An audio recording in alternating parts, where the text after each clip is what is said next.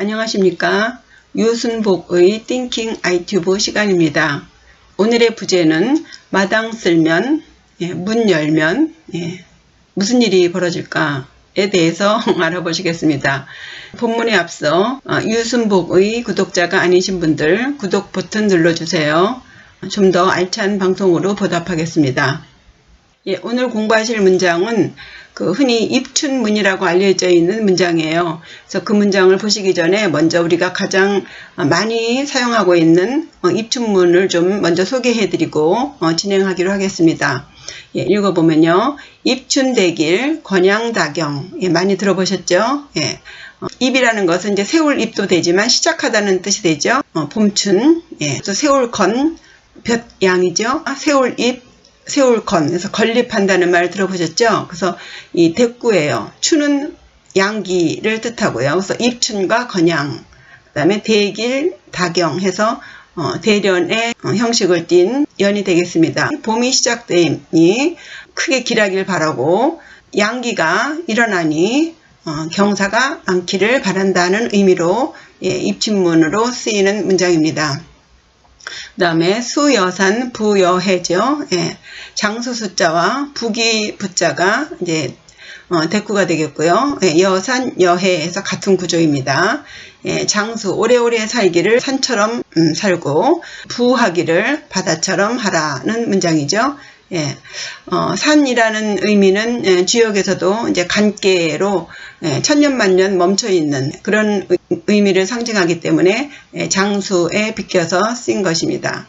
장수하기를 산처럼 천년만년 살기를 바라는 그런 마음이 담겨져 있는 글귀고요. 이 물이라는 것은 부를 상징합니다. 그래서 꿈에 이제 많은 물을 보면 재물이 생기겠다 뭐 이런 식으로 해몽을 하기도 하죠. 부하기를 바다처럼 부자가 되기를 바라는 마음이 담겨져 있는 그런 구절이 되겠습니다. 그럼 오늘 공부하실 문장 읽어보겠습니다. 소지 황금칠 계문 만복래 있습니다. 마당을 쓸면 황금이 나오고 문을 열면 만복이 들어온다. 정말 마당을 쓸면 황금이 나오고 문을 열면 만복이 들어올까요? 한 구절씩 보시겠습니다. 소지 황금출. 소지 들어보셨죠? 어르신들은 아실 거예요. 소지해라 그럼 총사하라는 얘기죠. 쓸소예요. 지는 땅지죠. 그래서 수로와 목적격으로 만들어진 슬목관계로 만들어진 단어입니다. 그러니까 목적격 조사인 을이 들어갔죠. 쓸다, 땅을 해서요. 땅을 쓸다, 마당을 쓸다 해서 만들어진 단어입니다. 이 소자를 보시면 손수변에 빗자루 추입니다. 빗자루 추도 이 손 우자와 요 밑에가 빗자루의 모양을 담은 글씨예요. 그래서 빗자루를 손에 들다 해서 쓸다는 의미의 소자입니다. 황금출 그렇죠? 누를 황, 쇠금. 그래서 누런 쇠 하면 황금, 금이죠? 금이 나온다. 마당을 쓸면 황금이 나온다. 정말 마당을 쓰면 황금이 나올까요? 옛날에 어떤 그 승려가 이제 쌀이 떨어질 때쯤 되면요, 마당을 쓴대요. 그러면 누군가가 쌀을 갖다 주고 그랬다는 이야기가 있습니다. 그러나 이제 실제로 땅을 쓴다고 해서 황금이 나오는 것은 아니겠죠. 이 문장에서 말하는 것은 이제 근면성실한 생활을 해야 부귀영화를 누릴 수 있다는 의미가 내포되어 있다고 보겠습니다. 옛날에 남구만이라는 조선시대 때 문인이 시조에 동창이 밝았느냐 노고질이 우지진다 그런 시 구절 아시죠? 부지런해야 함을 강조했다고 보겠습니다. 덕을 쌓으면 좋은 일이 있다는 뜻으로 이제 그렇게 해석을 하시기도 하는데 뭐 같은 의미라고 보겠습니다. 요즘은 정말 마당 쓸 일이 없죠. 거의 다 아파트 생활을 하고 있기 때문에 그리고 뭐 마당이라고 한다면 다 경비원들이 쓸어주고 하기 때문에 굳이 뭐 마당을 쓸 일이 없는 그런 세상이 됐죠. 요즘 환경에 대해서 매우 이제 심각하게 생각들을 하는데요. 뭐 바닷가 같은데 비둘기며 물고기들이 인간이 버린 폐기물 같은 거 먹고, 예, 요즘은 또 마스크를 막 함부로 버려가지고 그 마스크 끈에 이렇게 메어서 고통스럽게 죽는 그런 짐승들도 많고, 예, 마당을 쓴다는 의미를 조금 확대시켜서 우리가 환경에 조심한다면 결국은 돌아 나에게 돌아오지 않겠습니까? 예, 그것이 바로 황금만큼의 귀한 그런 것으로 돌아올 거라고 생각이 듭니다. 그러니까 우리가 살면서 맨날 좋은 일이 생기길 바라고, 예, 죽게 돼서는 또 살고 싶어 하는데, 평소에 이렇게 그야말로 왼손이 하는 일을 오른손이 모르게 이렇게 덕을 쌓아간다면 그런 것이 이제 꼭 복을 부르려고 해서가 아니라, 예, 그런 것이 쌓이다 보면은 어느덧, 예, 큰 복을 이루고 이렇게 살게 되지 않나 하는 생각도 해보죠. 다음 문장 보시겠습니다. 예, 계문 만복래. 그죠? 예, 10개, 문문이죠. 역시 마찬가지로, 문을 열다죠. 예, 술목관계로 만들어진 단어예요. 계문. 예, 만복. 또 황금처럼 누런 황금 하듯이 많은 복 해서 여기서는 수식관계로 만들어진 단어입니다. 예, 문을 열면 5만 가지의 복이 들어온다. 그 옛날에 손님을 끊어가지고 집안을 망친 며느리 이야기가 있어요. 높은 벼슬까지 했던 큰 부자가 살았다고 해요.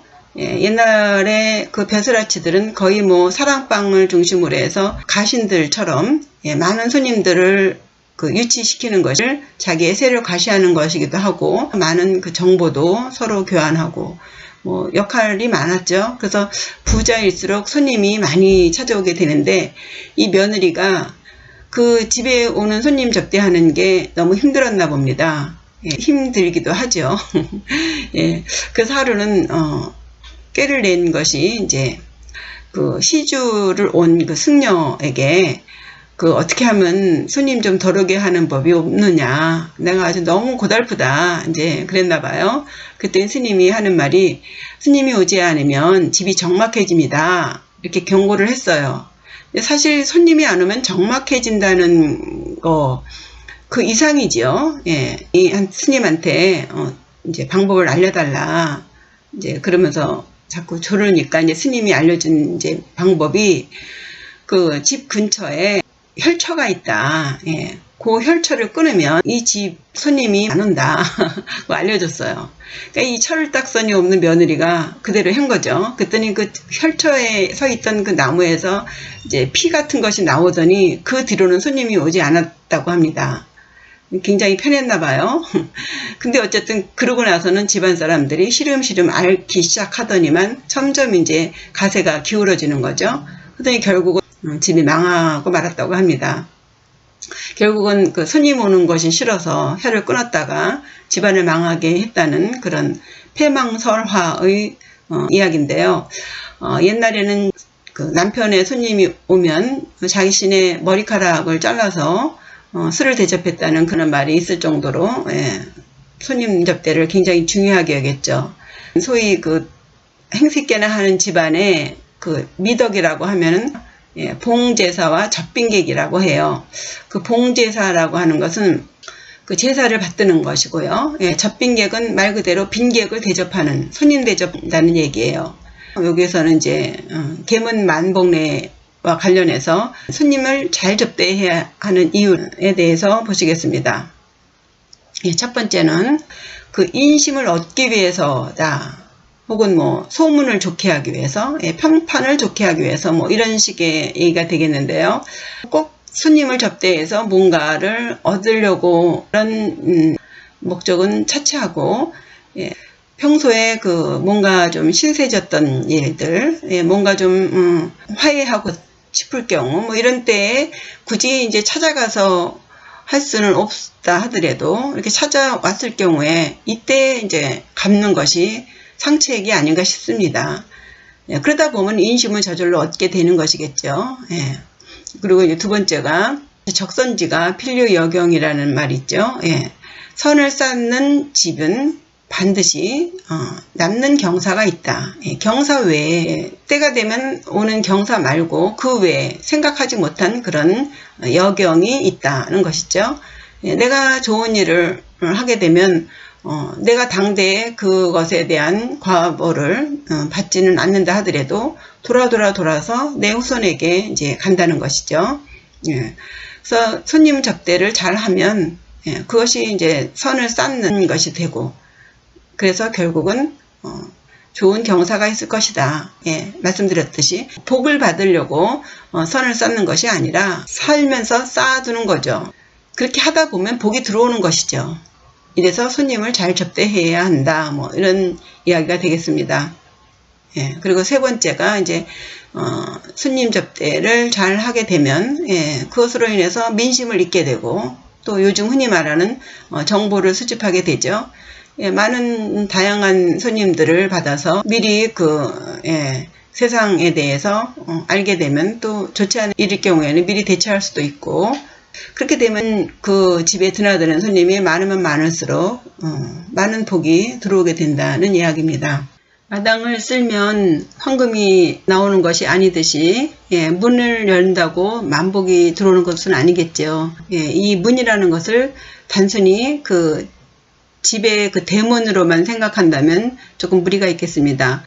꼭 집이 아니라도 내 바운더리, 내가 처해 있는 내 주변을 이렇게 소통시키는 거죠. 소통시키게 되면 자연적으로 아까 말씀드린 그 접빈객으로 인한 그 이익이 오는 거죠. 그것을 만복내라고 한 것 같습니다. 이익을 위해서 하다 보면 어느덧 어떤 공감 능력도 생기게 되고, 또 그러다 보면 또 자비심도 생기게 돼서 하다 보면은 그런 것이 몸에 익히게 돼서 저절로 행하게 되면 그야말로 만복이 절로 들어오지 않을까 싶습니다. 그 손님 대접하고요, 그 집안의 흥망은 필연적인 관계였던 것 같아요. 그것이 꼭 이제 손님 대접의 한 행에서가 아니라 이웃에게 베풀고 나누는 것이 가진 자로서 좀 어떤 위치에 있는 자로서 해야 할 도리가 아닌가. 그래서 부자가 되는 것이 중요한 것이 아니라 이 쌓은 부를 감당하려면 아무래도 이웃과 사회를 배려하면서 베풀어야 그 부가 또 오래 갈 수 있는 것이고, 근데 요즘 보면요, 이 돈에 대해서 병적으로 집착하는 사람들이 많지 않습니까? 근데 이렇게 보면은 저렇게 부자가 돼서 그 돈을 다 뭐에다 쓸까 하는 생각을 해봐요. 특히 이제 드라마 같은 거에서도 그렇죠. 어차피 공수거라고 이제 죽을 때 다 가지고 가지 못하니까 이제 결국 그 돈은 이제 자손에게 가는 건데, 뭐 다 그런 건 아니지만 저렇게까지 돈을 모아야 할까? 자신의 그 영혼까지 팔아가면서 자신의 그 체면까지도 그렇게 열심히 돈을 벌어서 자식을 망치는 데 다 쓰는 것 같은 그런 경우도 있어요. 물론 뭐 지금은 자본주의 세상에서 그것이 천한 일은 아니고 어떻게 쓰느냐에 이제 관건인 것 같아요. 단지 돈을 모으기 위해서 모은다면 이거는 돈에 빠진 거죠. 그 돈을 모아서 무엇에 쓰느냐, 그것에 그 사람의 인격이나 품격에 달려 있겠죠. 굉장히 복 타령을 많이 하지 않습니까? 근데 그 복을 어떻게 징겨야 하는가가 정말 중요한 것 같아요. 지은 복이 있어서 이제 부자도 되고 높은 지위에도 앉게 되는데, 그렇게 앉게 돼서 그야말로 그 복을 탁탁 다 털어먹는다면 정말 다음 생을 어쩌려고 저러는가 하는 생각이 듭니다. 다시 본문으로 돌아와서요.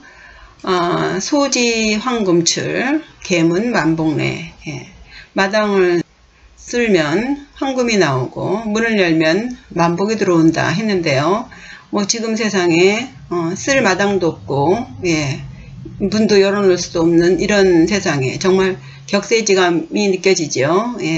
이런 때에 지금 세상이 빨리 변화하고 있기 때문에 이 돈을 어떻게 만들어야 되는 것인지 우리 보통의 서민은 가늠할 수가 없죠. 어디다가 투자를 해야 돈이 불어나고 어떻게 해야 닫은 문을 어떻게 문을 열어야, 어느 쪽 문을, 어떤 문을 열어야 만복이 들어오는지 전혀 가늠조차 할 수 없는 우리 보통의 서민들이 매스컴을 볼 때마다 야, 이렇게 가만히 있어도 돼? 이런 뭔지 모르는 그런 불안감이 엄습해 올 때 참 난감하지요. 예. 그래서 너무 소극적인 방법이지만, 예, 조선시대 때 문신이었던 그 신흠이라는 그 인조 때의 그 선비가 있습니다.